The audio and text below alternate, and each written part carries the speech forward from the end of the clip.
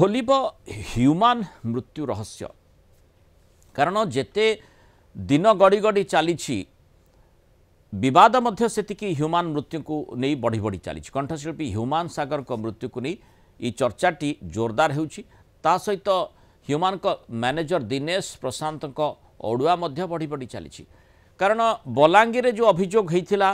एवं गतकाली आउ गोटे संगठन मध्य अभियोग को आहुरी शाणित करथिला ता भितरे आउ गोटे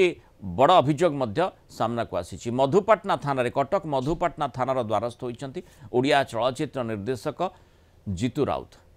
ह्यूमान सागर को अर्थनैतिक कारबार एवं मृत्यु घटनार उच्चस्तरीय तदंत सह आईनगत कार्यानुष्ठान पाई से दाबी करिसंती आ घटना रे जो माने संपृक्त अछंती पुलिस सेमानकु डाकी पचराउचरा करू बोली तांकर दाबी रही ह्यूमान को स्वास्थ्य खराब थिला एक कथा ह्यूमान जानिथिले